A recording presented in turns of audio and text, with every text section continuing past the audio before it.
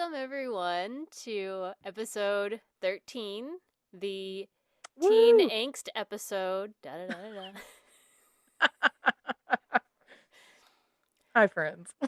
Hi. And I know that when you hear this, it's not Mother's Day, but when we're recording this, it is Mother's Day. So happy Mother's Day to all the people out there who wanted to be mothers and are mothers. And happy Mother's Day to everyone who does not want to be mothers and have chosen to not be mothers, because that's where we are. Yes. And everyone else. Happy Mother's Day to everybody. Whatever your situation. Yes. Meh. It's a nice day to drink a coffee. Have a chill. And especially to our moms, Jackie and Diane. Yes. Special love to them. They love us even though I'm sure we're severe disappointments. Oh, geez. I found out my mom listens, so That's right. I know. Diane, if you're listening to this one, I need you to let Joe know the things that I'm telling him because I know he's not, and he shouldn't. He shouldn't. It's better. But I love talking to Joe on these episodes. I feel like we have this connection. When she's like, Joe, stop it. I'm like, Joe, don't do that. Oh, gosh. Well, guys, it's been a week. It's been a week, and I find it actually quite, I don't know, synchronistic that it's Mother's Day. And today, Claire and I are going to be judging the ridiculous bullshit that is the SCOTUS and their thoughts on overturning Roe versus Wade and the horrible reality that will create for millions of women that deserve better. Well, let me rephrase that. Millions of people with uteruses, because not all people who have reproductive organs identify as women, and I do not want to exclude them. They are part of this conversation too, valid and important. Anyone who currently has a uterus or used to have a uterus at one point, right? Or any of those other problematic organs. Because anybody who has never had a uterus just needs to let butt out. Yeah, you need to sit down. Because you don't even have a clue. And you need to shut up. Right. Okay, thanks. So, well, let's just dive right in here. Let's just dive in. So, I mean, obviously, this is one of those topics where everyone gets very heated on one side or the other, when I think authentically the vast majority of people agree on the same things. I mean, we hear the very loud voices that are like, no abortions ever, and abortion is murder, and there's no reason to ever do it, and that if you don't want kids, then abstinence, and you know, those voices are very loud, but there's not as many of them as you're led to believe. I think the vast majority of people live in this place of they're not comfortable with abortion. Like that's not comfortable for them to think about. But understand that there are situations where that has to occur for the health of the mother or the family, or, you know, an unviable pregnancy, or, you know, whatever. But I think everyone in this discussion should agree. If they don't, and again, a small number I think would disagree, that there are lots of things that can be done socially that can help decrease the number of abortions that are out there. You know, having better access to birth control has been a total boon for decreasing the number of abortions out there, because there is better birth control out there. I have the nice implant in my arm, which apparently, according to my doctor, is more effective at preventing pregnancy than actually having the surgery to whatever. Get your tubes tied. Yeah, I don't know that they actually tie them, but like they cover it. But like, so whatever it is that they do, because it's a simple little outpatient surgery now, in case you're curious. The thing in my arm is more effective than that, so that's Well, and here's perplexing. something I don't know what happened, but for whatever reason, my birth control is no longer free. What? Don't know what happened. Yeah. So I was just like, forget that. I'm not paying $40 a month. It was magically zero, and then they're just like, well, we filed it under your insurance like we always do, and that was like the only explanation they gave me was, and then it's like, and it's $40. Just like, what? So, I I don't mean, know. That was the only was, well, we just, filed it with your insurance like we always do. mm-hmm. And the insurance came back and said it's $40. So I don't know if something has changed or if it was just the insurance. I don't know. Sorry, detour of conversation. But But yeah, so I mean, for people who like, I don't know why my birth control is not free anymore, but yeah, anybody who that winds up in that is situation, really discomforting. they may not be able to fork out $40 a month for birth control. So, I mean, yeah, I feel like, and not just better access to birth control, I feel like we also need to have better education. Oh my god, yes. So, Because you and I talked about how we just feel like well, everybody needs to take just a female anatomy class I mean, let's in high refer school. back to our last episode where we were talking about the great TikTok, where she reads romance novels written by men who don't understand how female bodies work. It's not Yes, like there's one guy out there writing these things. There's it's a lots of bunch. guys. I to me, any push, there's always this push against sex ed and talking to minors about sex because parents, yada yada, blah blah blah. Parents, the school's responsibility should 100% always be informing your children, giving them knowledge to make decisions.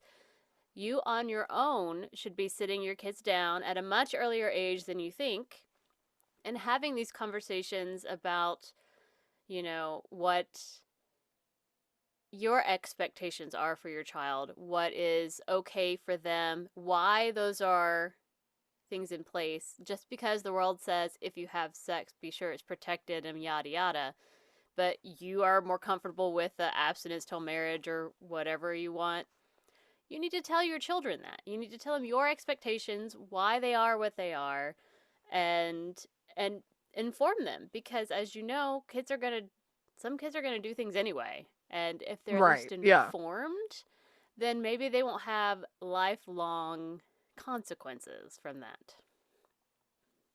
So, Exactly. but also, social programs to me like free childcare, longer maternity leave, better protections for women who are pregnant. Because reality is, if you're pregnant and you could lose your job, they'll come up with a reason that isn't because you're pregnant.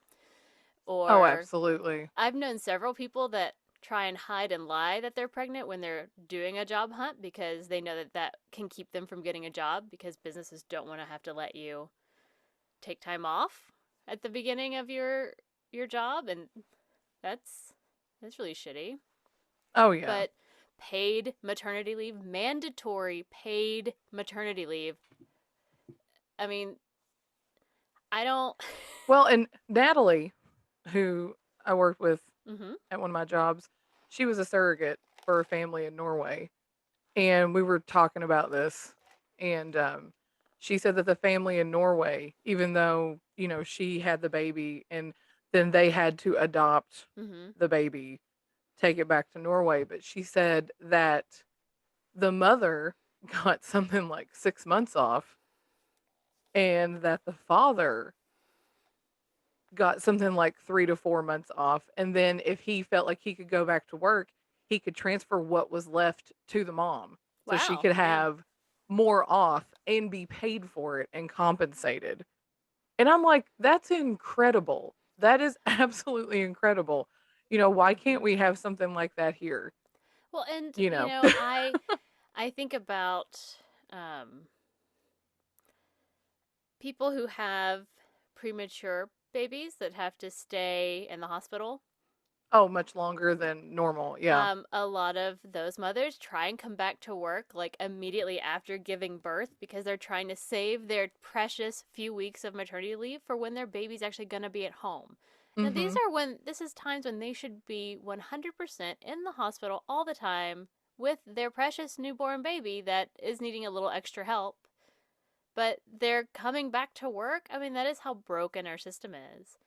And then it should also be a lot more input and help for single mothers or really just all people with kids to help raising a child. It's very expensive. I could not afford to have a child. I couldn't do it. Oh, me either. I No, have 100% a not. good job Mm-mm. and I have a supportive partner and he has consistently good income as well, but we could not afford a child.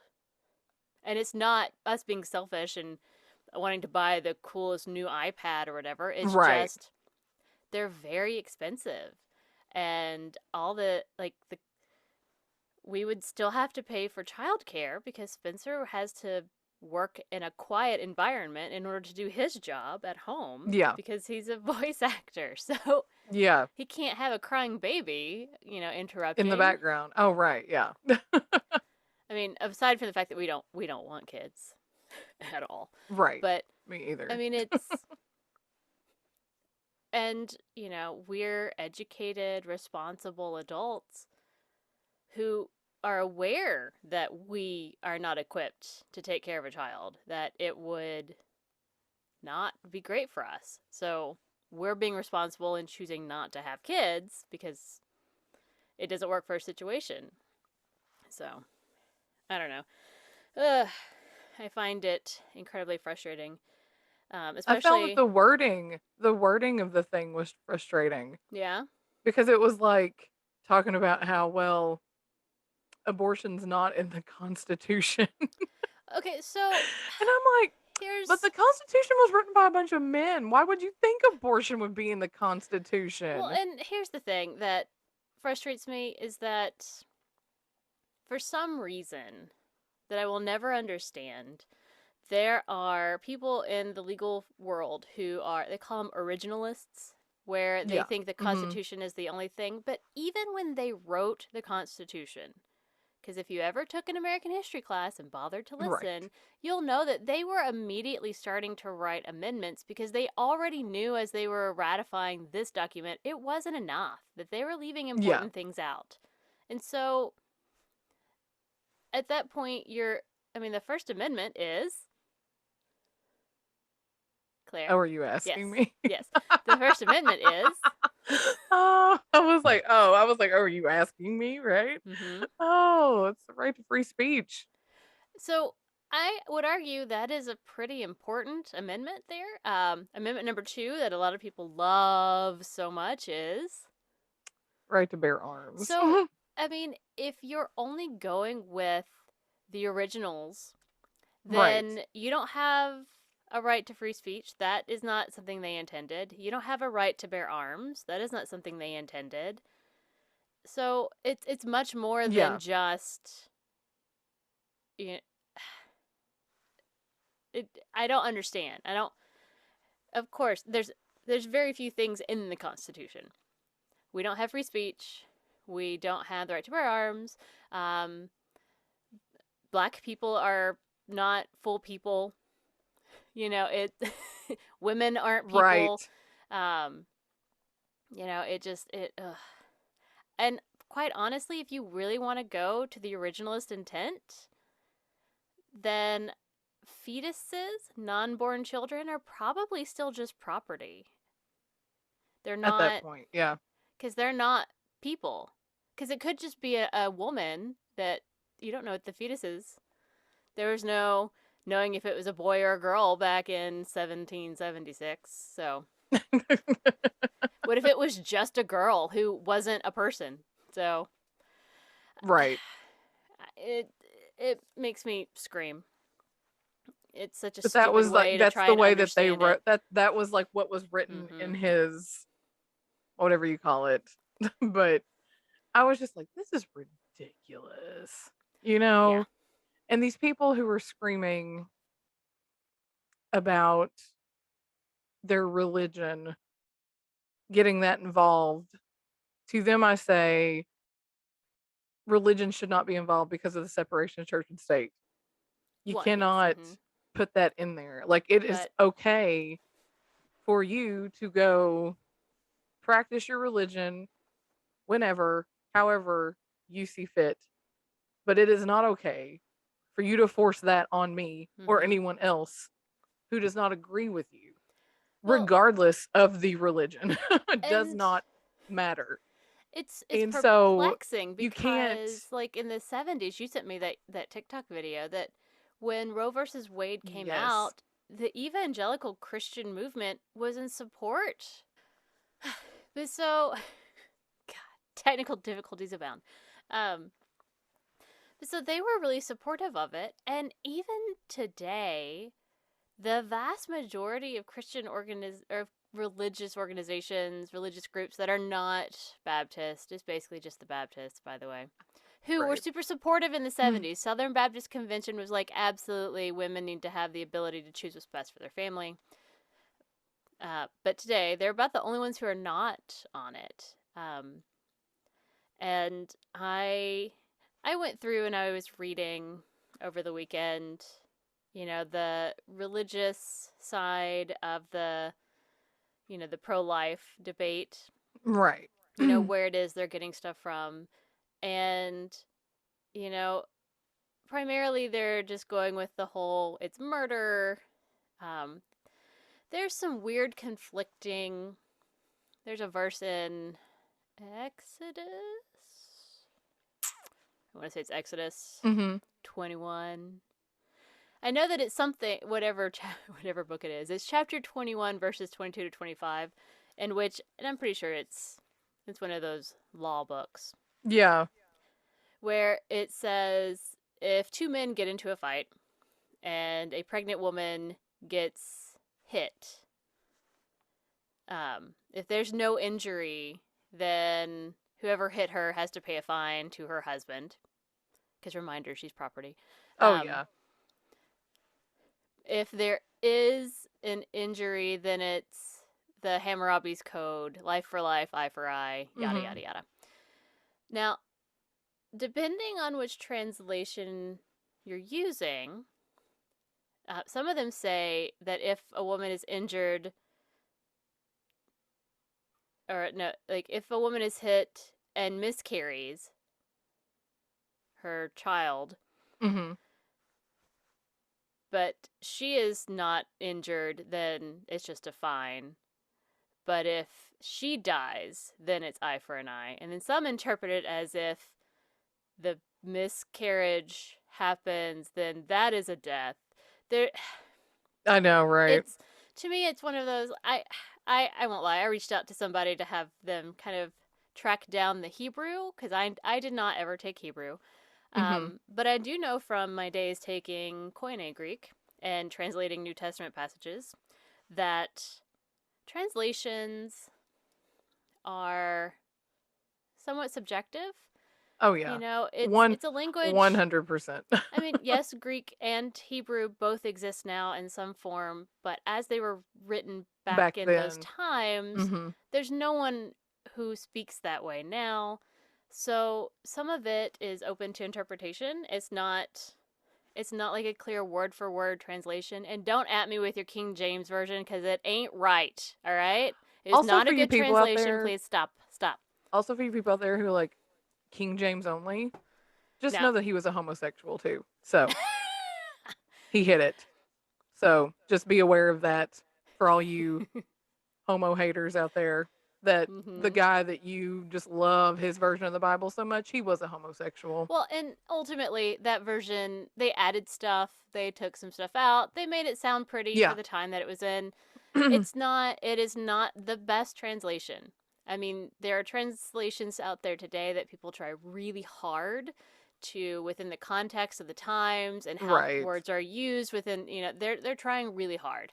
Not a single translation is going to be perfectly correct and accurate. Not one. Not any single one. So hold on to that knowledge and move forward.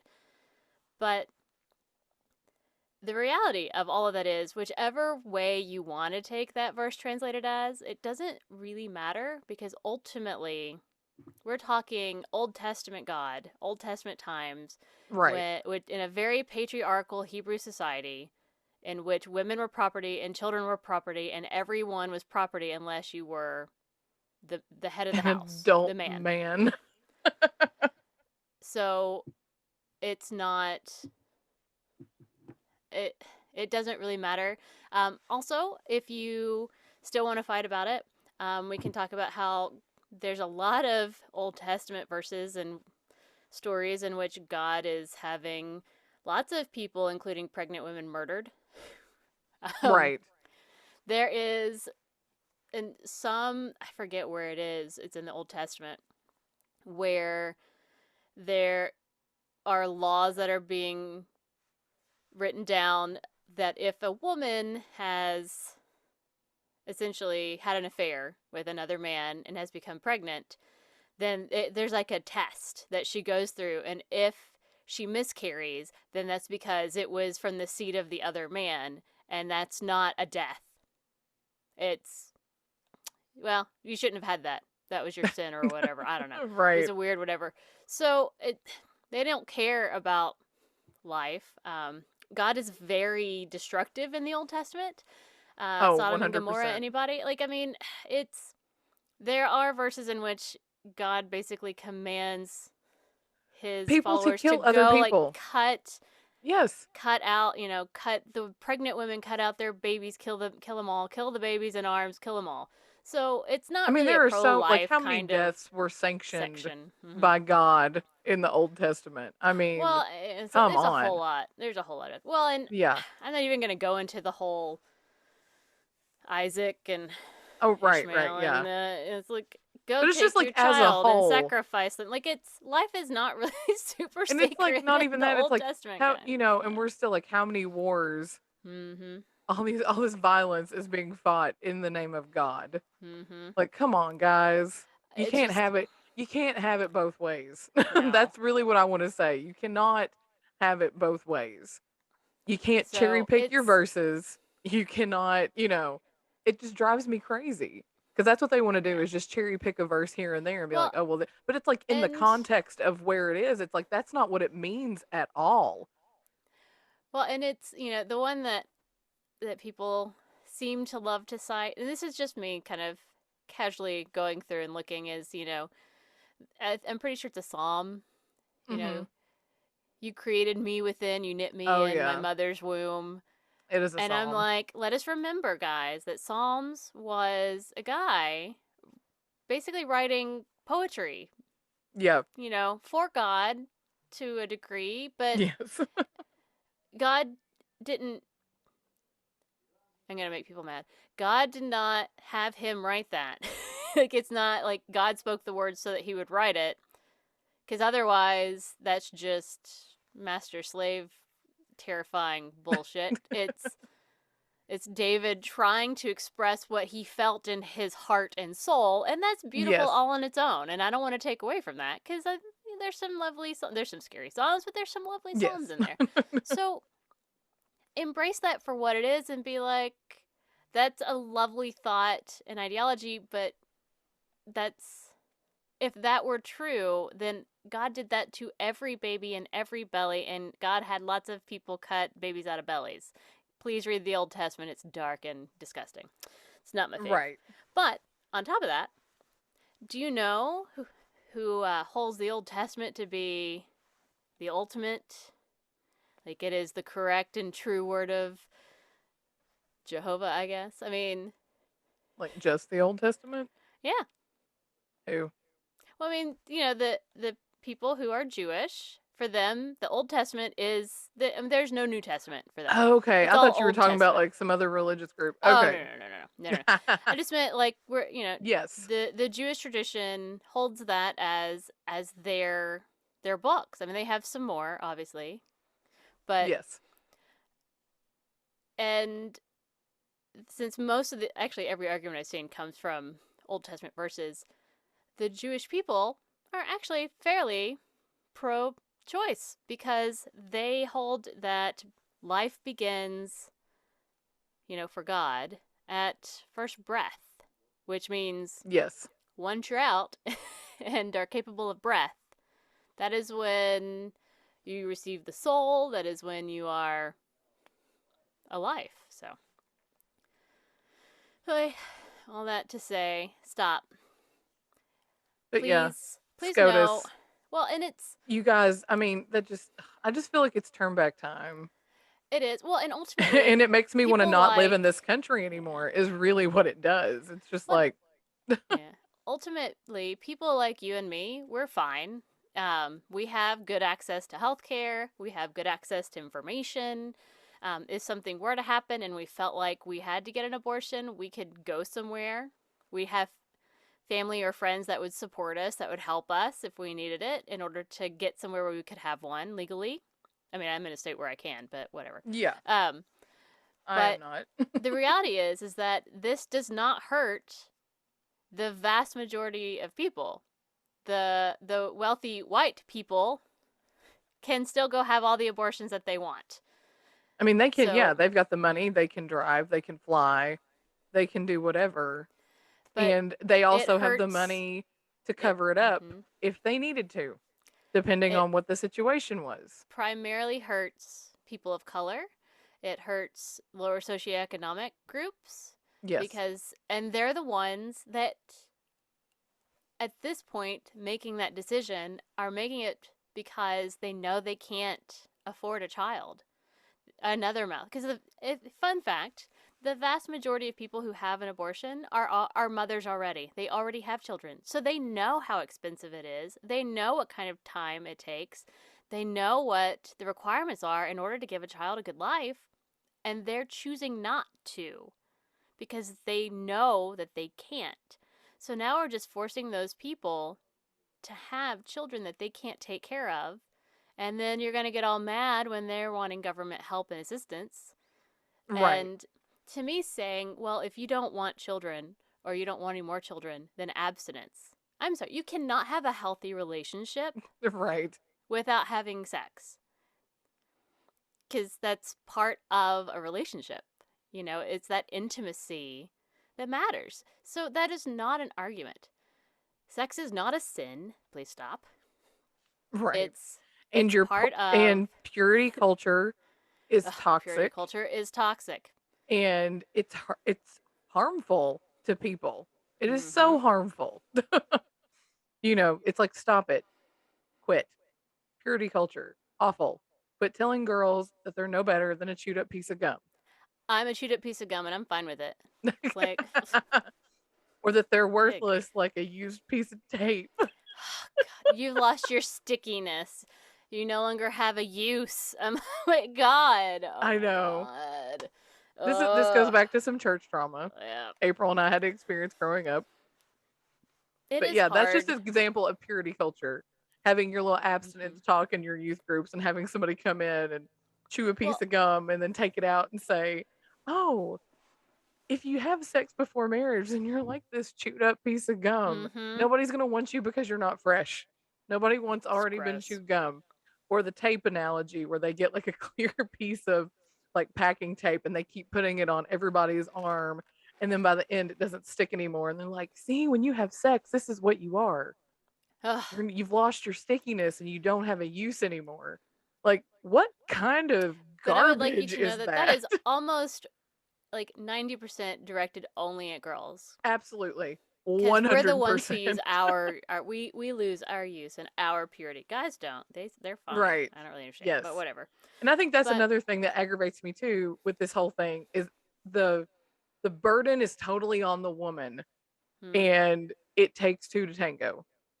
yeah, Like the man holds no responsibility whatsoever for anything he's done no, in that.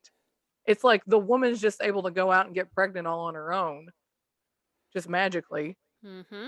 Like maybe Lord Palpatine just said baby into her belly like he did with stupid, what's his face, Anakin.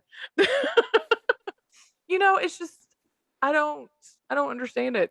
I don't understand Yeah. any of Well, it. And I was reading an article from The Atlantic. It was talking about Northern Ireland, who recently has managed to allow abortions up to, it's still very limited. It's like up to 12 weeks. I mean, obviously, most people in Northern Ireland just go to somewhere else to get abortions Right. because it's legal in the United Kingdom, but they let Northern Ireland have a little bit of separation because Catholic Protestant complications, very very hard history. But the people of Northern Ireland voted like 70% in support of allowing abortions. And one of the stories that really helped people understand what happens when you make abortions criminal was this woman who, she was 31. I'm sorry, I've forgotten her name. Um, she was a dentist and she was pregnant and wanted to have her child. She was very excited about it. She was 17 weeks pregnant, I believe. And her body started having a miscarriage. And so she goes to the hospital because she's bleeding and it's bad. And so like the sac has like descended like halfway, like there's nothing that they can do to save the 17-week-old fetus that is partially miscarried already.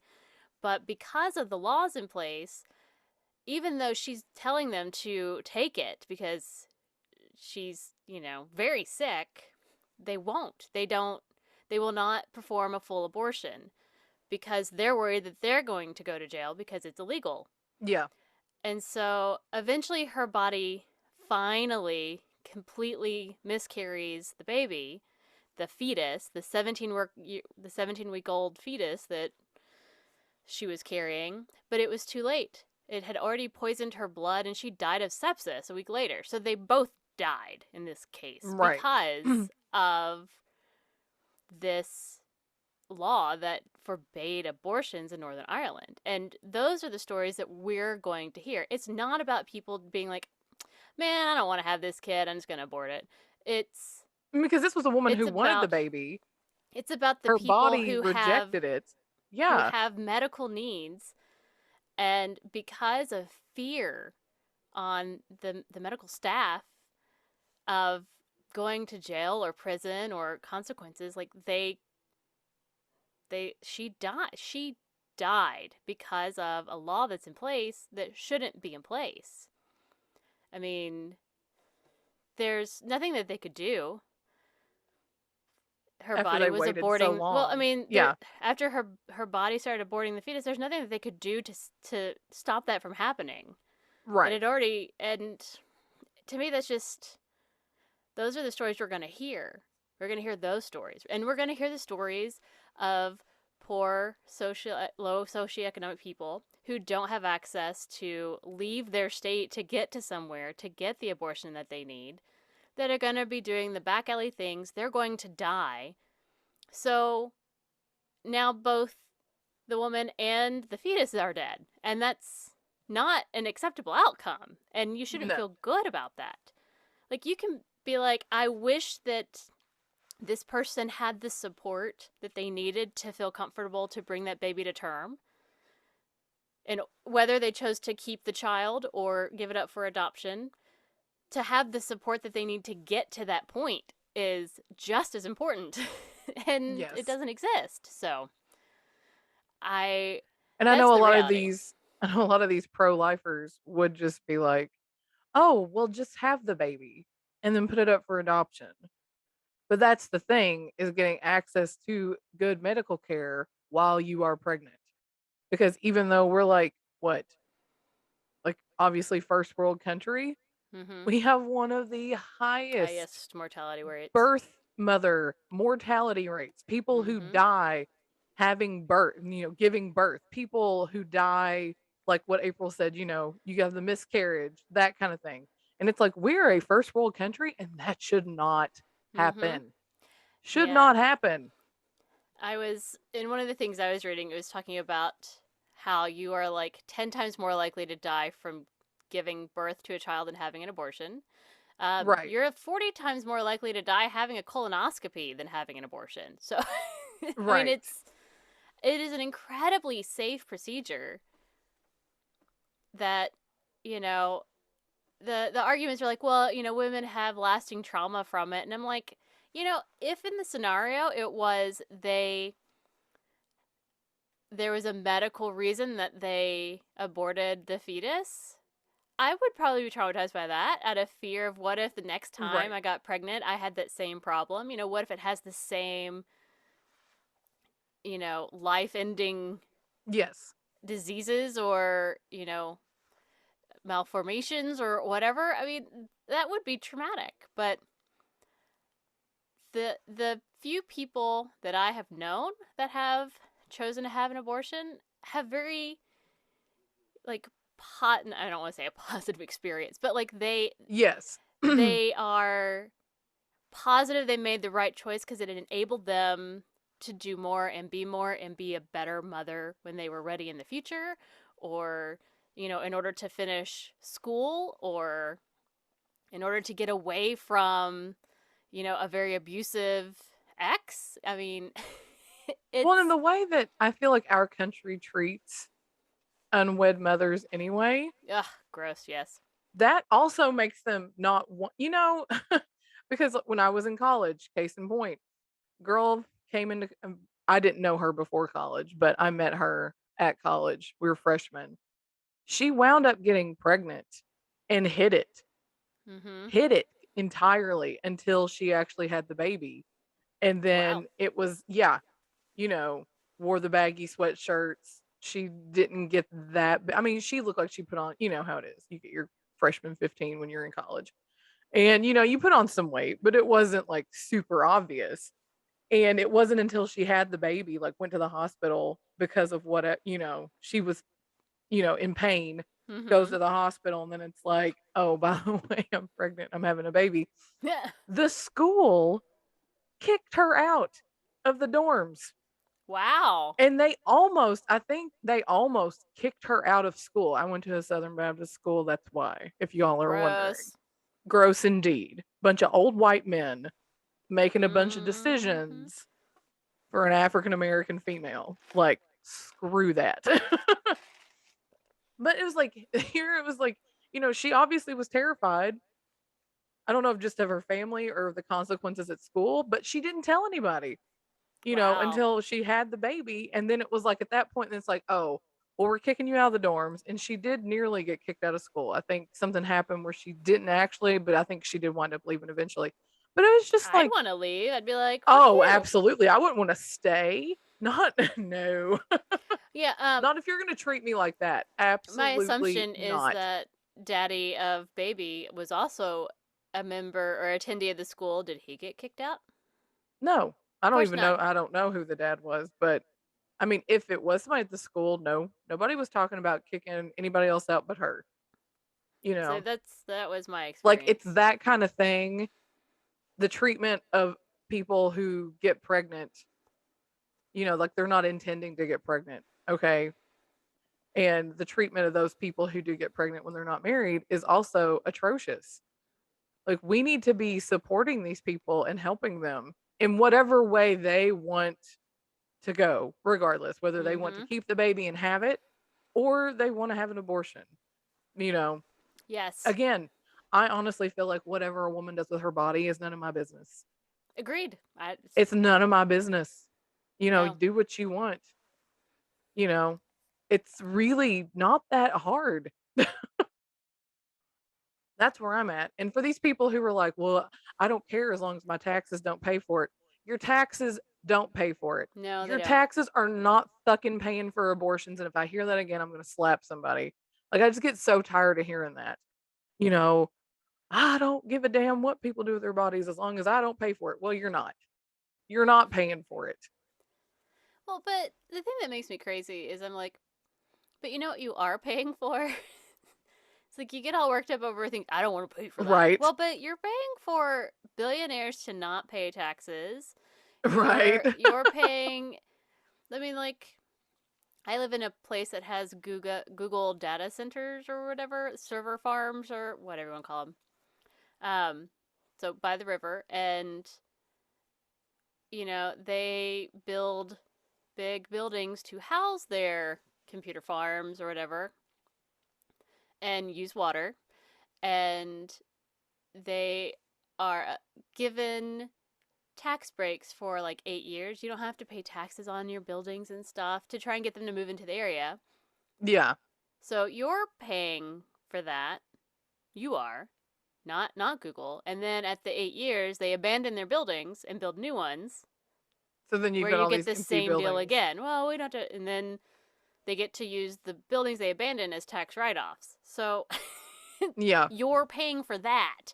So be worried about those things. Don't be worried about what uh, someone is doing in order to take care of their health. It's Right. go away. Go, care about the bigger things, guys. I know, right? Anyway, well, so that's our rant. Ultimately, you get to decide for yourself where your comfort level is. Because I don't want to be in that position. I feel Right. heartbreak that anyone has to be in a position to make those decisions for whatever reason. So, just keep your thoughts to yourself. Because primarily, there are so many of us who are very privileged that this won't negatively impact the people in our immediate circle. Right. But there are so many people that this will negatively impact because ultimately, there are only going to be a handful of states where your right to have an abortion is protected. And the reminder, the United States is huge land-wise, and it's not Yes. easy for people to travel to get what they need. Especially, I really feel like, especially if you're in the deep South, Mm-hmm. because you're surrounded by nothing but red states. I mean, I So feel like you would really have to, either I put think, some miles on your car or, have to well, and fork out that's some money for a assuming plane ticket. they have a car. So Yes, if they even have a car. Yes. ultimately, we need to, since unfortunately this feels like it's going to be reality. Um, at this point, we as women, people who have reproductive organs, or even just people who are supportive, because lots of men are also supportive of this as well, of Yes. letting Mhm. women have autonomy, people who have uteruses make decisions for themselves. So ultimately, we need to band together and create our own underground railroad to ensure that we are helping people get the access that they need, that we're making sure that these lines are still available and we can get people where they need to go. No one should be stuck in this situation because they're surrounded by people who think they know better. Right. So 100%. that's what we need to do moving forward, I think. Yes. Absolutely. No uterus is left behind. That's right. No uteruses before deuteruses. That's right. Ovaries before brokeries. I Well, love that was Parks and Rec. fun. So on to our non-reproductive organ conversation of the Yeti, which, as the universe would have it, comes right after our Bigfoot episode Right. because it was just meant to be. It was just meant to Talk be. about synchronicity. That's right. I'm speaking it into the universe. I am manifesting it. That's right. Here we go. All right, Claire. So, what did you bring us Okay, for so I'm going to your talk about Yeti like story? the origin of the Yeti and some sightings or like instances where they think they've seen Yeti, or Mm-hmm. a lot of it's just footprints in the snow. Ooh. Well, I mean, A Bigfoot's lot the of same it way. is, So. yeah. But so the Yeti originates in Himalayan folklore, and it's often portrayed as very dangerous and as a warning to local residents, mostly children, Mm-hmm. of what could happen if you explore too far outside of your village. Like, don't go into the forest. You might meet a Yeti, kind of thing. It's the ultimate Encourage childminder. Don't people. leave the yard. The Yeti will eat Yes. you. Encourage people to stay close to your community. Don't be a loner. That's basically what I gathered from that. But It's described as a mysterious bipedal creature, much like the Sasquatch, Mm-hmm. shorter than its American cousin, the Sasquatch, averaging around 6 feet tall, very muscular with dark grayish or reddish brown fur. Hmm. So, your little image of the white Yeti. So, the little image that you have in your head of the white Yeti, the abominable snowman, Mm-hmm. is not really a thing. No, no white. It's dark gray Hmm. and reddish brown hair. So, just a shorter version of Sasquatch, basically. Huh. Still has big feet. Um, and it weighs anywhere between 200 and 400 pounds. Hmm. So, still a big mamma jamma. um, Searching for proof of the Yeti dates all the way back to 326 BC with Alexander the Great, and he ordered locals to bring him a Yeti after he conquered the Indus Valley. And locals told him, they were like, they couldn't bring one to him because the creature couldn't survive in the lower altitudes. Oh, sure, sure. Oh, we So would that's have what brought you one, but right, right, right. But it's just also the Himalayas, in the where this is, it's usually like Russia, China, Nepal is where this area is where you would find Yeti sightings. So, but Westerners, a lot of British people doing expeditions up these mountains, Mhm. traveling to the Himalayas. They meet these Sherpas who guide them up the mountain on their expeditions. And so the myth began to spread and became more sensationalized. And then in 1921, a journalist named Harry Newman interviewed some British explorers who had just returned from Mount Everest. And the explorers came across very large footprints. Their guides said that they had been made by, and don't at me because I can't, this is a different language. It's fair. But yeah, I know. It was like Meto Kangmi, which translates to man bear snowman. Man, bear, snowman. Yes, but Newman got the I feel he like got the it's more snow like question marks. Man, bear, snowman. snowman. Yes. Uh but Newman, he got the snowman part right, but mistranslated the first part, the Meto, to mean filthy. And so he Oh. thought he would substitute the word abominable because he liked the sound of that better. So again, we have another news person who misquotes, and that's why we have what we have today. Fake news. Fake news. It's like, again. He's just taking some poetic license here. It's fine. Right, right, right, right. All right, so here's some little stories about people who think they've come across Yetis. So in March 1986, a guy named Anthony Wooldridge was hiking in the Himalayas when he thought he saw what appeared to be a Yeti standing near a ridge about 500 feet away. And he said it didn't move or make any noise, and that he had previously found tracks that led in that direction Mm-hmm. where the Yeti was. And he was able to take a couple of photographs of it, and they were analyzed later and proved to be genuine. So they hadn't been altered in any way.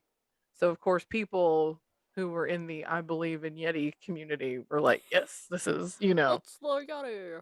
right.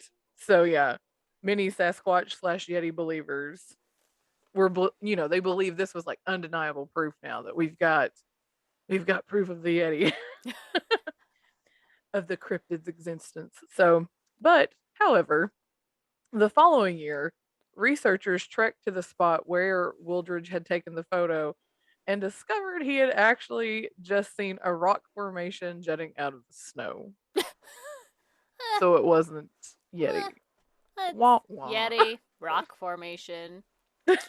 You decide. And then this one's more recent. April of 2019, the Indian Army tweeted photos of mysterious footprints in the snow at the Makalu base camp in the Himalayas. Oh, nice. Like, it was the Indian Army's Twitter account, and They're they've got like, pictures of the Hey guys, we found Yeah. some Yeti prints. And of course, the internet clapped back, as they do. As they do. It's like, that's not proof. It was a bunch of those kind of things where you're just like, oh, let them have their fun. They're Let trying them think to that there's a they're Yeti. trying to get some followers on their Twitter. Just help them out, I just, guys. I Just have, let it be. I feel like something though, because you look not just at the size of the footprints, but you look at like the gait, like Hmm. or the length in between said footprints, and you're in these pictures, and you're just kind of like, that doesn't look like a normal stride of any human. Maybe Shaquille O'Neal, maybe, Oh, Shaquille but O'Neal. you know what I'm saying. It's just like a really long step. Mm-hmm. The stride is just like, that doesn't look like a normal human made that. But internet clapped back and had fun with that because Indian Army is like, hey, we found Yeti, a bunch of footprints in the snow. In 1970, a guy named Don Willens, he's British. He saw strange footprints near his camp in Annapurna, and he took pictures of the footprints. And later that night, he said he watched an ape-like creature about a quarter of a mile away through binoculars in the bright moonlight. Like he saw it because the Ooh. moon was shining. And you're just like, oh, okay. Let's see. Oh, he watched it for about 20 minutes. So Ah, this okay, wasn't like a okay. brief, like I saw something run across, watch this thing for 20 minutes walking around. He said he could clearly see a powerful animal bounding along on all fours, headed straight up a slope in absolutely bright moonlight. It looked like an ape. I don't think it was a bear. Hmm. That was his quote. And in the morning, he said his stash of Mars bars was gone. Ooh. Yetis like Yetis like Mars bars. And there's the That's title of the right. episode. So he, so the next morning, he took the Sherpas with him to see what they thought about the tracks. And then he said that the Sherpas just kind of ignored the tracks and didn't make any comment about them. And when he said he had actually seen the Yeti, that they pretended like they didn't understand what he was saying and just kind of ignored him. But he fully believes that they did understand. He believes that they understood and that they do believe that the Yeti exists and that it's just a sacred animal which is best left alone. So it's like even if you see tracks, just like mind your business. Don't leave the Yeti alone. Don't Oh my don't try to pull gosh. that out into the open. Like just leave it be. Edmund Hillary. Yay, I had it right. Okay. Yes, Edmund Hillary. He is one of the two guys who were the first people to scale Mount Everest. Mm-hmm. Mm-hmm. So he's had lots of experience over in the Himalayas. But him and Tenzing Norgay were the two Yes. guys. His little I Sherpa. I Yep. I know Tenzing. I mean, not really, but like I've heard of him from another guy that I met whose name was also Tenzing. Ah, that's interesting. I know. That's how I learned of him. Okay, sorry, guy. Go Nice. ahead. Go ahead. Go ahead. Um, so he has been all over the Himalayas, but it was in the 50s and 60s where he was over there. But there was another guy named Eric Shipton who was a British explorer who photographed Yeti footprints. And so then Edmund Hillary was like, I want to find a Yeti. I want to join this search for a Yeti. It's But in fair. night, yeah, I I know, do right? too. It's like let's In find one. right in 1952, with a guy named George Lowe, they found a hair that they attributed to the Yeti in a high pass in the mountains. And I'm just like, couldn't it be a bear? No, Like, why? Why do you think it's a Yeti? Like, it's just a hair. they He just found know. some hair. They know. It's they just know. Meh. And in 1953, Hillary found Yeti tracks in the Barrancola Range. Don't at me on pronunciations. Yay for phonetics. That's all I'm going to say. The following year, two members of Hillary's expedition team discovered tracks in the Choyang Valley and his trusted Sherpa friends would tell Hillary of their firsthand sightings of the man-sized Yeti. So a lot of these Sherpas who, and even I was watching before we started this, I just started to briefly watch the expedition thing on Mm-hmm. Discovery Plus, Expedition Unknown. There's one Mm-hmm. about, there's like a I group almost of, watched that. yeah, there's a group about Yetis, and of course, I, they're just over dramatic in so many ways. But a lot of these Sherpa people who take these explorers up the mountains, show them the way. There are many of them who believe in the Yeti, and just watching that, what I saw on there and reading these stories, like they very much are in the folklore of the Yeti. Like it's almost like any kind of like Appalachian folklore that people, Mm-hmm. like older people generations past believe in, that they would like tell their kids. Like I feel like it's that kind of. Or like the just the whole the Fae, like in like Ireland or whatever. It's like the Fae. Yes. They come at you like they steal your babies. It's real. Yes. Yeah, stuff like that. So it was very much, the people who lived there believed. You could tell they believed. So in 1960, Edmund Hillary went on another expedition that was sponsored by World Book Encyclopedia. Ooh. So to find the Yeti in Nepal. And on this expedition, he found a Yeti scalp Oh. Oh. with its, and it says Oh. the scalp has unusual features. It's shaped like a Tibetan priest's cap, rather like a crown, and has a ridge of hair on top of it. The scalp is hard to explain. It's a convincing sort of specimen. It almost looks like a helmet. Like it was like skin hide formed around like a, a oblongish helmet is what I I'm. love it's a convincing form of specimen. That Oh, that was his quote. It's a convincing form okay. of specimen. But he also found other skins and skeletal hands thought to be Yeti. Ooh. But let's see. Uh the scalp is in a small village monastery in Kumjung, Nepal, and was later tested and determined to actually be crafted out of Syro antelope's hide.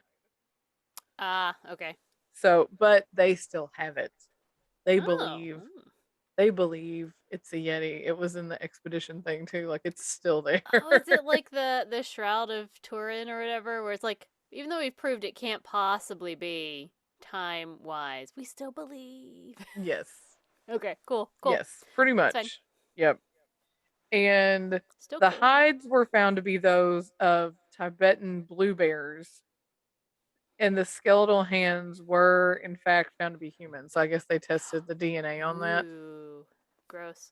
But the thing is though, the hand looked really like I mean, Mm-hmm. it would have been, I feel like it would have been like Shaquille O'Neal size fingers, palms. I mean, because the guy who had it holding it, well, it was stolen. The real one was stolen and probably sold on the black market. But the guy on the expedition thing, they have a replica in the monastery, and just looking at the size of what he was holding it in his hand, it's like, Mm-hmm. this is kind of large. Like, it may have like, when was the last time you tested the DNA on that? Was that Right. like, was it like in recent memory kind of thing? So after all this, and he's found all these things and seen all these footprints, he finally says, I have never believed in the existence of the snowman. The Yeti is not a strange superhuman creature as has been imagined. We have found rational explanations for most Yeti phenomena. And Hmm. then even in, oh, hit the wrong button, even in 2013, was that what it was? 2013 research by British scientists say that what we believe to be the Yeti could just be a subspecies of bear Oh. Okay. that could actually potentially, because bears can sometimes walk upright. They're not Mm-hmm. always on all fours. So, but yeah, that's the history of the Yeti. And there were just so many stories out there, but it was just Yeah. basically we found footprints. Here's some photo of some footprints. But then people were like, well, that's not a Yeti footprint. That's a bear footprint. And it just looks bigger because the snow is melted. Like Hmm. that was a lot of what Right. A lot of that the were back and just so forth of, many. yeah. Yeah, so many Wow. things. But everything was just like later they could go back and be like, "Oh, no, that wasn't a Yeti. Yeah. Wasn't a Yeti." But I mean, I don't know. I still feel like it could be out there.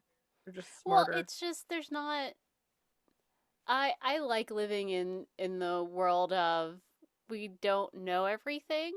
Right. Um and so like every time and it happens every once in a while where a species that we all thought was extinct isn't. They find Right. them and they're Uh-huh. like, "Oh, hey, there's a whole little pack of them over here." And it's like so if there are very few of something out there, then it's possible even if it is huge that we just aren't the right Yeah, scientist people aren't finding it, you know? right. So, mm, Oh, and I got my sources from bigfootencounters.com, Wikipedia, Livescience, BBC, grunge.com, hmm. and another one called grahamhoyland.com. And he's like a guy who's gone over to the Himalayas. He's Ah, written a book. okay. He's written a book, Hmm. but he's got a lot of these like firsthand accounts on his website that people have written because that's where I got the one about the guy in the '86, the Anthony Wooldridge, who thought that Yeah. yeah. I mean, it's a convincing photo, you know, because Yeah. I mean, it's like it kind of looks like it, and then you're just like, oh, it was a rock, you But know? then you're like, are you sure it was a rock? I don't know. I don't Right? know. It's like, but who else went back there? Like, it wasn't the same people. It could have Yeah. changed, you know. But yeah, Well, how so fun. That's a nice foundation for the Yeti, which it I is. again is like Bigfoot's cousin. Spencer asked me today. He's like, "What's the difference between a Bigfoot and a Yeti?" And I was like, I mean, not a lot. I assume they're kind of just cousins living on different From continents. yeah, from what I can tell, it's the size. I Yeah. feel like because everybody, you know, it's America, it's gotta be bigger. Yeah, that's But right. Merca. no, America, and no, from what I can tell, the biggest difference is the size. You know, everybody who has seen claims to have seen a Sasquatch. You know, they're anywhere from 6.5 to 8 feet tall, like they're huge. Mm-hmm. But this one's like topping out at 6 feet. So this thing is not much bigger than me. I was gonna say, so Claire, are you telling me that you actually are a Yeti? I will neither confirm nor deny. I might be. I will neither confirm nor deny that. But yeah, so there's the origins of the Yeti, and like I Nice. said, most of the sightings, except for the 2019 one, Mm-hmm. most of them were a lot of them were like in the 1800s, early 1900s. And you had those couple there in like 86 and 70, Well, but it makes where the sense to guy me lost that all his Mars bar. you're right. I mean, I can't blame a Yeti for that. That I like Mars bars. That I sounds know, yummy. right? I'd be like, ooh, candy. Right? It's like all I have up here is, like reindeer meat. Mars bar? Yes. Right. Sold. But yeah, like I said, a lot of it's just footprints in the snow. Mm-hmm. Some of the Sherpas they would say things like, you know, they would lose some of their livestock mysteriously, Mm-hmm. you know, one at a time kind of thing. It wasn't like their Yeti gotta whole eat, livestock. man. Yeah, Yeti gotta it wasn't eat. like a whole livestock would get slaughtered, but it would just be like they would start to go missing, and it's just like there really wasn't an explanation for it. So the Yeti came and took their Mm. yaks or their goats or whatever. But Yeah. yep. And Alexander the Great didn't get to see a Yeti either, so don't be jealous. Mm. We can't always get what we want. That's right. But anyway, so I'm excited to hear your story. So, as promised in the last episode, I am going to be doing the Dyatlov Pass, of which the Yeti is one explanation of the mysterious events that occurred. Now, Yeah, I was like, I'm excited about this one. Yay! I will say this is potentially a long one, so buckle in. Right, yeah. So I got all of my information from the New York Times, All That's Interesting, and the BBC. Yay! Yay! All right, so the year is 1959. It Okay. is January, and Oh, it's cold. we are in the northern Ural Mountains in Soviet Russia. So it's very, very cold. It's like burr. Yeah, I know. I reading about like this group of people, I'm like, no, I'd never do that. That sounds awful. You're like, no, I don't want to live there. Absolutely April's not. like, I like the cold, but not that much. I like to be inside when it's cold. So Right. like, no, I'm out. I'm out. So 23-year-old Igor Dyatlov decided to lead a cross-country skier team to go to the peak of the. I'm going to mess up all of these words because Soviet Russia. Yes. To go to the peak of the Atortin, which is a mountain in the northern Urals. And he was taking with him 9 other experienced hikers. So they were all, they had, I forget what it's called, and I didn't write it down. So they all had like a level 2 certification for Okay. being in these dangerous conditions. Gotcha. Once they completed this trip, they would have a level 3, which was the highest. But they were all So these were very, experienced. very experienced. They had Gotcha. done this before. This wasn't like you or me taking off, like, Oh, absolutely not. And I absolutely would never do this because it was a 3-week trip to do this Oh, wow. in Yeah. January on a mountain. Like nothing. I'm like, what the You're like, hell? nothing What the about this sounds actual hell? fun. Why Yeah. would anyone do this? Nothing about this sounds fun at all. Now, I will say this is really sad to me. So Igor was finishing up his. They were all students at, except for one who's a teacher, at the Ural Polytechnical Institute, which was a very prestigious school. And they were all studying very serious topics, engineering and physics and economics, and like they were really intelligent, studious kids, Gotcha. almost all in the early 20s. But Igor was almost finished, and his mom did not want him to go. And he begged. He's like, Mom, I just want to do this one last time. Yeah. Because his mom wanted him to knuckle down and get his thesis done and move forward. Now, what's also really sad is that Igor was really interested in potentially becoming a cosmonaut. At that point, I think Sputnik had been launched, and he was super excited about it. So it's all very sad, really. Yes. But so they were all young sportsmen. They were part of a club. And again, from the Ural Polytechnic Institute in Yekaterinburg.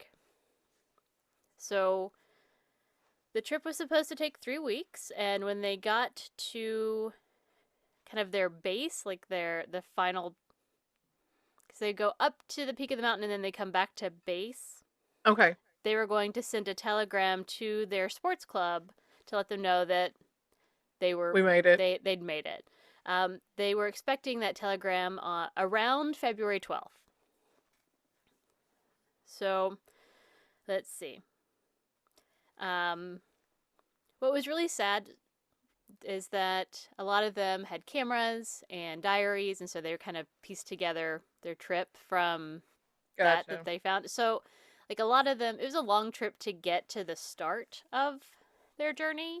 Yeah. So, like, they took a train and they stopped in various places, and lots of people sent letters home and postcards, and just made it more sad.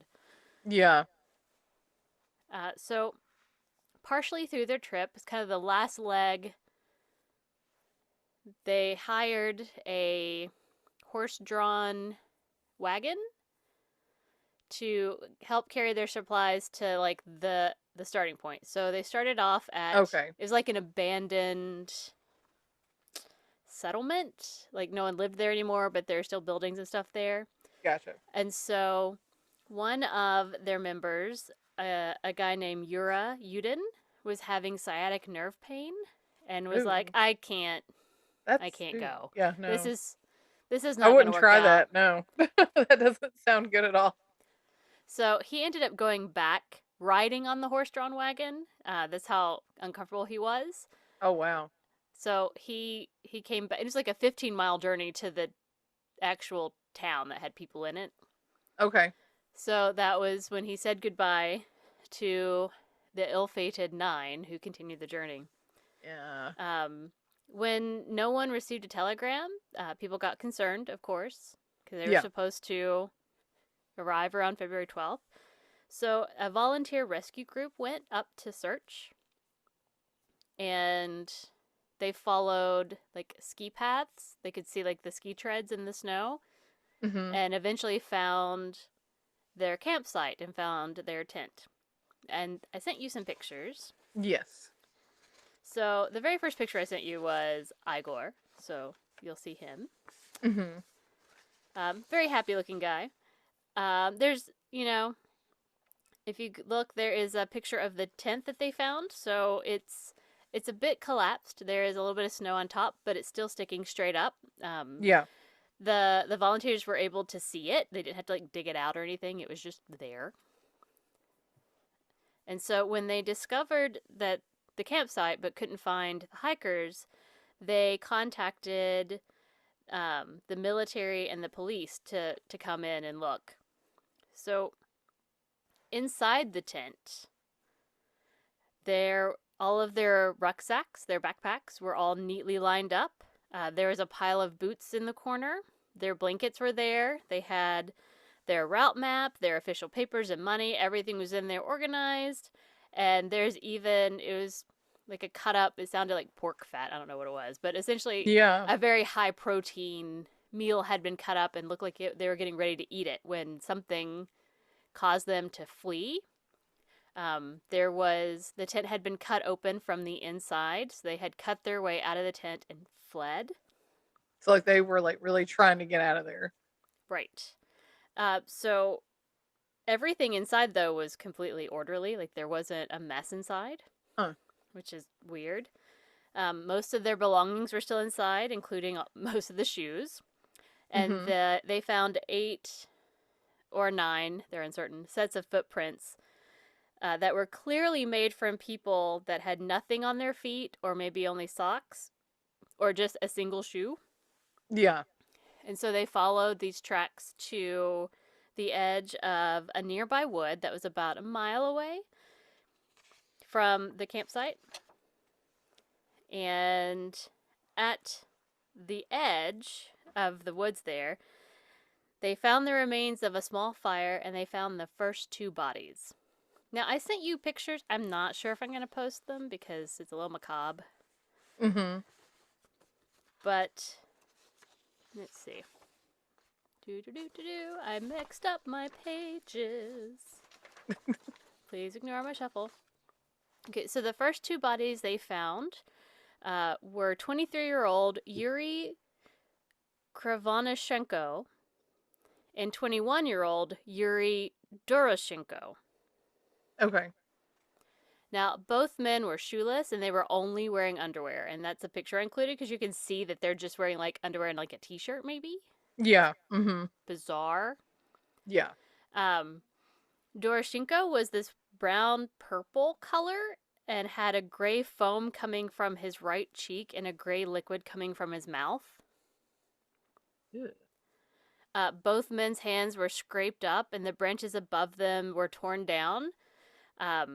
They're uncertain whether they were trying to desperately climb up a tree, Yeah. to get away from something or someone, or if they were trying to get branches to start a fire. Like, Because there had been or a even fire like there, but defend themselves. they're not really sure. I mean, you don't know what they're doing, but all Yeah. scraped up. Some lower branches had been broken down. Let's see.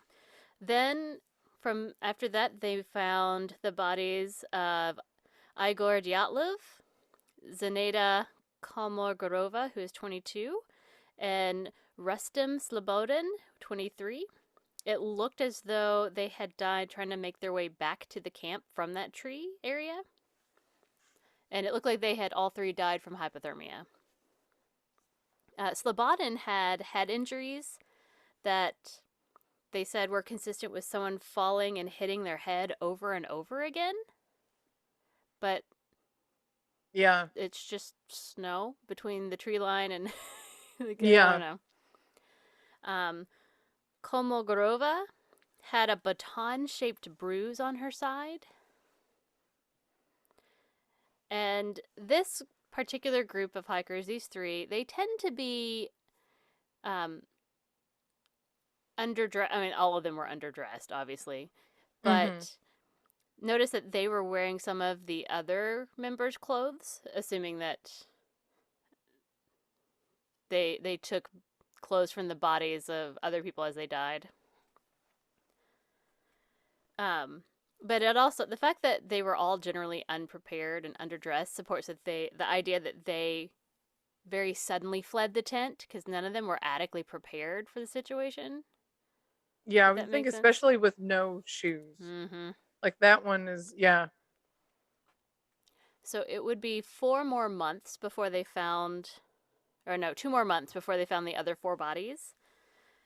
They were found further into the little wooded area. So 23-year-old Nikolai Thibault Brignoles suffered significant skull damage in the moments before his death. So that's what killed him, the skull damage. Ludmila Dubanina, who's 20, and Semyon Zolotaryov. It's hard. Yes. Who Semyon was the kind of the odd one out. Everyone is in their early 20s except for him. He was 38 and was an instructor, I think, at the sports club. Okay. Um, they both had major chest fractures, several broken ribs. Wow. Um, that, according to the inquest, and I mentioned this last week, they the I keep knocking this. The guy who did the autopsy said it would have required an immense force to do that kind of damage. They compared it to that of a car crash. Now, both of them were also missing their eyes, which is horrifying. What? Uh, That Dubin, that yeah. mm, Mm-hmm. that's I don't know. Mm-hmm. Dubanina was also missing her tongue and part of her lips, as well as some other facial tissue, and a piece of her skull bone was missing. They couldn't find it, Ew. which is gross. Uh, I sent you a picture of her because it was weird. She was also Yeah. found on her knees with her face and chest pressed to the rock formation, Okay, which so is that a okay. weird. I'm glad you said that because it's hard to tell Yeah, in it's some a of these weird photos like way to die. Yeah, I mean, they're black and white photos, but like it's like she's hugging this rock formation, like up on her knees. I have a yeah. hard time understanding how she died that way. You know what I mean? Mhm. Gravity tends to make them fall down Fall and not down, yeah. up against some rocks. So they were in they called it a ravine, but as far as I can tell from the pictures, it wasn't like a cliff edge you fall into the ravine to explain the injuries. It's just sort of a lower area. Yeah. Um, so I don't know. Alexander Kolevatov, who's 24, was in the same location as these three, but he didn't have the severe wounds like the crushed ribs, etc. But he had some kind of a wound behind his ear and an oddly twisted neck. So did he So, die from a broken neck? Is that what that well, we'll get into that. Oh, So, okay. it appeared that they died at separate times. Dubanina had her foot was wrapped in Krivanashenko's wool pants. He was part of the first 2 bodies that were found. So the first 2 guys by the camp little fire seemingly died first. And then they took clothes from them, perhaps, because Dubanina had some of his wool pants. But Zolotarov, who was found with the major chest fractures or whatever. Okay.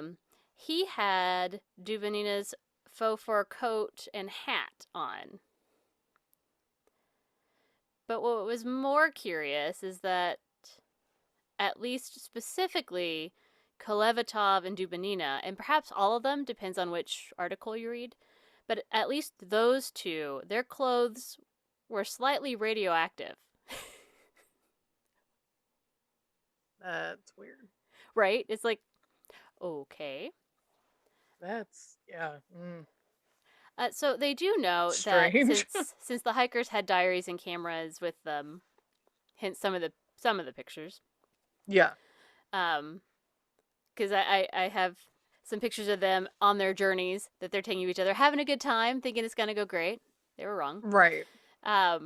They discovered that on February 1st, the team had begun to make their way through the then unnamed pass that led to a Torton, the mountain they were heading to, and that a sudden snowstorm happened that decreased their visibility, and they lost sense of direction a little bit, making them deviate slightly to the west. And so they ended up on the slope of a nearby mountain. That mountain is called Kholat Syakhl, which translates to Dead Mountain in the language of the indigenous people there, the Mansi. Well, And that it was sounds like a here. load of fun. Yeah, I know, right? It's going to be fine. It's fine. Yeah. All fine. So it was here that they made camp. That's where the tent is, where they found the tent. At the base of Dead Mountain. Well, on the slope of Dead Mountain. Oh, but still. And so they're not really sure why they set up camp there. Is either they didn't want to lose the altitude that they had gained, even though they deviated slightly, they had still made it up. And so they didn't want to, lose that altitude. Yeah. Or it's because they wanted to practice camping on a mountain slope, since they would be doing that more as they were getting closer to their goal, which is to get to the peak of the non-dead mountain, the fine, okay mountain. Right.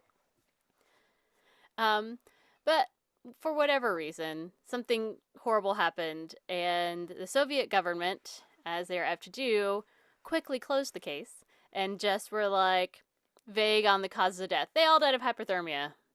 Yeah, it's fine. That sounds about par for the course. It basically was like death by misadventure. They just made some poor choices and they weren't experienced enough and they died. Oops. Right. It's like Chernobyl all over again. So it was basically, they died of hypothermia. It was their incompetence, maybe in connection with some kind of a natural disaster like an avalanche. Right.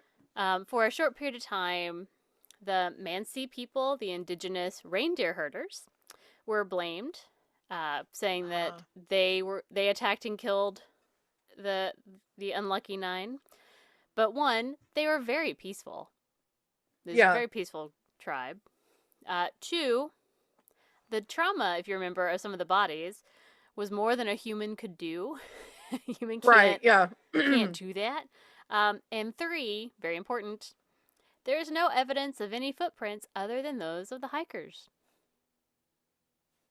It's the only ones they could find. There's no other people. So nothing like leading away from the tent. Right. It's just well, and a lot of the stories, it sounded like it was a very orderly, like it wasn't like a run. It wasn't like crazy 8-9 footprints running away. It was almost like they were walking in a line together, which is weird. Yeah. That it was an orderly, hurried exit. I don't understand at all. Right. Yeah, that's strange. Another theory was that there was a prison camp nearby, so that perhaps it was an escapee. But 1, no one ever escaped because it's miserable and cold and they'd die. And 2, if somehow that had happened and they had hid their footsteps, none of their provisions were taken. So that makes no sense. Yeah, because if it had been, he would be like taking their clothes and their boots and their skis and their food and maybe their tent or at least like rummage through the rucksacks or take something the to money. find something. They'd absolutely take the money that's just sitting out. So. Yeah, 100%. Yep. That's stupid. Um, Then, of course, they've tried to blame an avalanche, but that particular terrain is a 30-degree slope, and that's not steep enough for avalanches to occur. Um, no one has ever seen an avalanche there. There is no damage to the tree line. There's no debris. So there's no evidence that an avalanche happened, like when they were there looking and searching. So that didn't make sense. So then it was like, was it a secret weapon or maybe aliens? Ah, it's always aliens. Because, we're in the Cold War at this point, so it may be a secret weapon, but something caused their clothes to have radioactivity. So if it were aliens That, or something yeah. like that, that would help explain the occurrence of radiation. Oh, right. Yeah, definitely. And there is another hiking group in the area that was camping about 50 kilometers away from that team. And they saw strange orange orbs floating in the sky around Dead Mountain. Maybe it was aliens. And on one of the cameras of the people, there's this weird picture. It's all blurry. It's just kind of weird orby looking things. It's like, were those them taking pictures of those weird orange orby lights? Yeah. And also, the Mansi people saw the orange lights that same night over that area. So multiple Okay. multiple people saw it and documented it. Gotcha. So that's eerie on its own. Yeah, definitely. But here is where the Yeti comes in. Doo-doo-doo. The Yeti. So one theory is that they were killed by a menk, M-E-N-K, which is the Russian version of Yeti. It's a Okay, Yeti. gotcha. They Yeah. call it a menk. It's, it is what it is. Yeah. And this would account for the immense force and power necessary to cause the injuries because it's not human, it's more powerful than human. Right. And more eerie, in one of the pictures taken by the group, there is this weird figure in the trees that seems to be supernaturally tall. I mean, it's a little blurry because it's, old school photography, but Right. Yeah. it looks weird. And so there were, at first there was questions maybe that's one of the Mansi people proving that they did it, but it's too tall to be a person. And it's Right. it's a weird shape. It's very Bigfoot-esque in the famous video.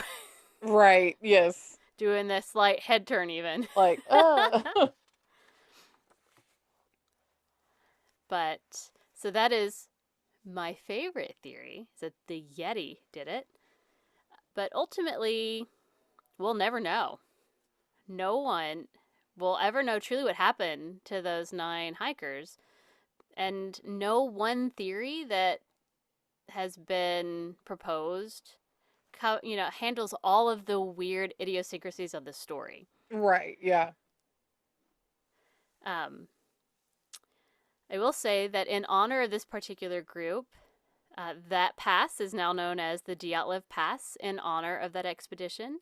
And there's a monument I sent you a picture of that was erected there in order to kind of, acknowledge that they lost their lives for something. Something happened. I mean, obviously. I really feel like regardless, the fact that there was like snow on top of the tent that was like collapsed, something had to do that because didn't look just like, oh, it snowed. Mm-hmm. Like that looked like something like fell on top of it and squished it down. Yeah. Well, I will say there is an article that came out early in April this year in the New York Times in which a couple of scientists who got the bug to try and solve the mystery, yada yada, went and did crazy research and models and were able to show that there could have been a slab avalanche. They were able to see one and saw that the evidence of it got erased pretty quickly by the wind, so there wouldn't be a lot of evidence. But that still doesn't explain the fact that inside the tent everything was so neatly organized. You could still see their footprints as they walked away. I mean, it was Right. again the first rescue team or volunteer group that went out there followed their ski tracks to find them. Like that was all still there after, several weeks. So, Yes, because if it had been an mhm. avalanche, I feel like it would have gotten rid of like everything, Mhm. like that, even the footprints of them running away, that kind of thing. Well, and that there was no damage to the tree line that, it just it Yeah. doesn't make sense. It doesn't explain the radioactivity on their clothes. It Oh yeah, it doesn't absolutely not. explain No. how some of them were really injured and some of them were fine. Like it's so bizarre and it's spooky. I mean, yeah, that's one of those. It's like when I die, it's like this is what I want to know Right. right here. It's like, What tell happened? me what happened at the Dyatlov What happened? Pass. I want to know the truth. The truth is out there, Claire. I know, right? But so, well, to finish up, so that was my story of Yeti and the Dyatlov Pass. And also, what And was it's super creepy. sad, well, It what is was sad and super, it's creepy. super, super sad is that the BBC article I read, like Igor Dyatlov's younger sister is still alive, and she Oh wow. remembers, her mom trying to convince him not to go. She remembers all the trauma after. Oh my gosh. The one of the people from the original search party was also interviewed. He's still alive, and he talked about finding the tent and how eerie it was to see all their stuff. Just it was perfectly in a row. Like nothing had. There was Yeah. no catastrophic event that happened, or they didn't like grab any. The fact they didn't grab anything on the way out, like it's Yeah. just they're experienced hikers. They knew what they were doing. They knew they would die outside. So like Right. it's so eerie. Like it's creepy. There's also the whole like Soviet cover up. There, Right. they the article writer talked to a woman from the Mansi tribe who remembered seeing the orbs that night. But also just like the craziness that happened to them because they Yeah. were basically tortured to try and get them to confess. Like the Soviet government just Right. wanted to blame somebody, and And the basically fact at that point they're that like, you need to the confess. We don't care whether you did it or not, but we well just like want you to. the head investigator was basically told to stop or he was going to end up in prison. So Yeah. there's this whole theory that there's a lot of Russia conspiracy, that they ran into the Russian army somehow or some kind of secret testing or something, and that there's a lot. It's a whole big can of worms that I was like, whoa. It would be Right. better if it was a Yeti. Right. Just, Yeah. but it's weird to think that there are so many people still around that have like a personal connection to it. They That are interviewed this still one guy alive. who Yeah. just is, I'm going to say obsessed slightly, well, very obsessed with this particular incident. Like his house is filled with pictures of the 9 um, hikers, and he has lots of weird memorabilia. And he, as a 12-year-old, went to all of their funerals because he lived like right next to the cemetery, and he remembers like they were open casket funerals. Wow. He saw all their bodies, and I'm like, this is weird. It's very traumatic. Wow. That is crazy. So a very fascinating article that was written 2021, so it's pretty recent. I was like, Yeah. whoa, whoa. But yes, it was Well, very spooky. It's very creepy, and that I was don't want to excellent. visit. Thanks. April doesn't want to go to Dead Mountain. Thank you very much. I do not. So we're going to transition now to tarot time with April. Yay. A spooky, spooky. That's spooky, spooky. All right. So I have my cards here, Claire. I'm going to Yes. do some shuffling. I'm far, far away from my camera, so I'm just going to have to do it here. There's my cards. Gotcha. Ah, trivia. Okay. Here I go, a shuffling, a shuffling, a shuffling. Here I go, a shuffling, and hope the cards will love me. Give us some good cards, please. Give us some Stop. good cards, please. All right. Yeah, because this past week was, oh gosh. Dude, I don't. Last week was. Oh, the cards were like obnoxiously correct. Like, I had a total win on Monday night because my program went off without a hitch, and it was great, and it was wonderful, and she was amazing, and everything, and then it just went downhill. Boy. All right. I'm happy to say that it looks like our cards are all upright, no inversions. So we're going to start our week with the Four of Cups. That sounds familiar. Oh. No, we've not had from the last 4 weeks. Oh, nope, interesting. we've not had it. 4 of Cups. Mm-hmm. Our midweek is the Ace of Cups. We did have that one a couple weeks ago. And we're going to end our week with the Queen of Pentacles.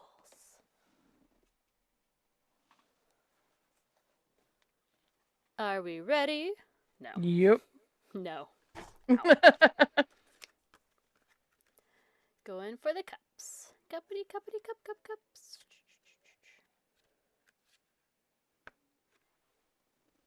Oh, I can actually see them on my screen. Alright, so we're starting our week 4 of Cups. Is life feeling a bit stale for you at the moment? Are you feeling disengaged and apathetic because of that? Perhaps something disappointing recently happened, which resulted in you becoming closed off. Consider meditating on your current situation for clarity, but don't ignore the things in front of you which may help.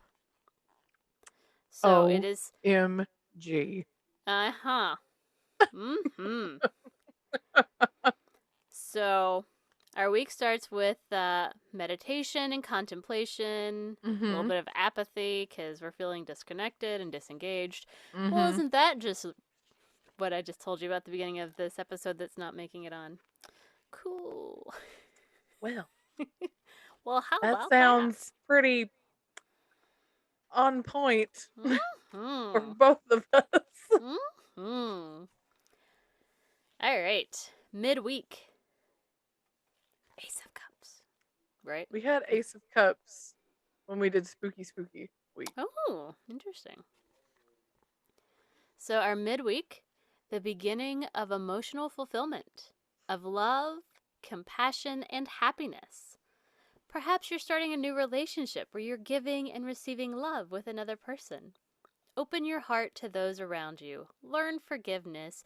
Reach out and make connections. So love, compassion, overflowing emotions, and creative expression.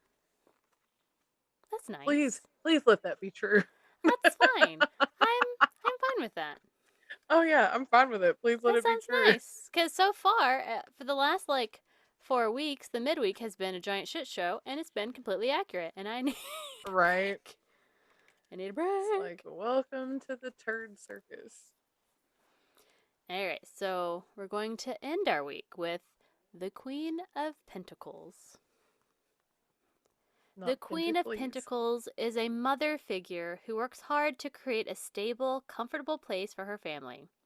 This could either be you or someone in your life who you look up to.